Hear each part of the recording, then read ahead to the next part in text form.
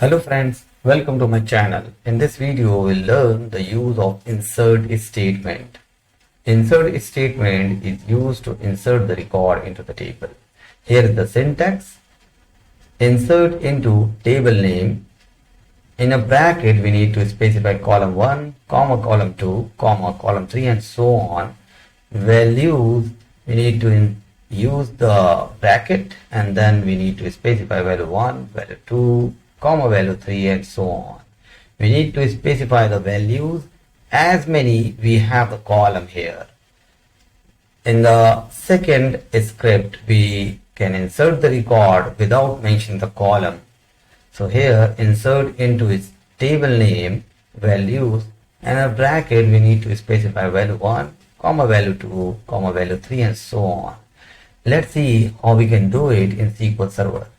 Let's open SQL Server, select the database and click on new query.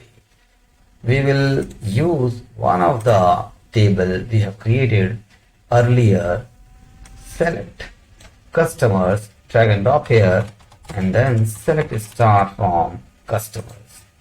Let's see how many columns we have. We have 1, 2, 3, 4, 5, 6 columns we have. Now we need to write the query to insert the record. Insert into then column. We need to specify the table and the column name, customer ID, comma customer name, comma email, then comma city and then country. So here we can specify this create date or not, because here we can see that there is a null value. Let's mention let's create one as well and then see how we can do it. Values and then here in a bracket we need to specify the column values. So see, this is it's a auto generated column, so we will talk further on custom on auto generated columns in upcoming videos.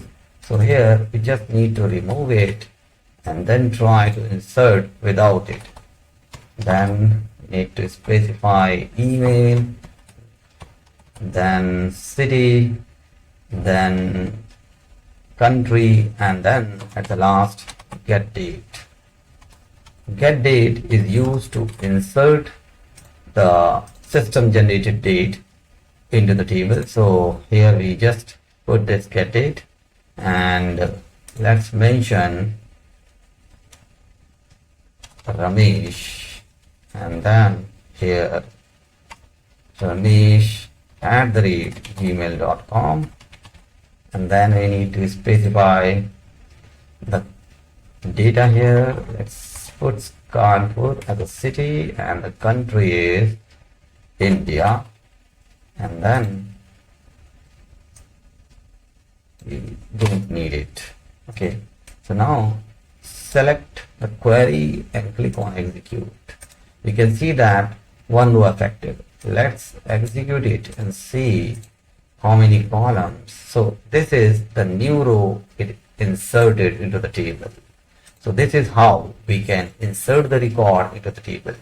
Let's remove this column as per our second script and then just use it, but we need to make sure that we are passing the data for the columns which are required. So here let's change the name Rakesh and then put Rakesh here and maybe it belongs to some other city. Let's mention Noida and then select the query and click on execute. You can see that one row affected. So let's select a star from table and then we can see that this row has been added. So this is how we can use insert query. So that's it from this video. Thank you for watching.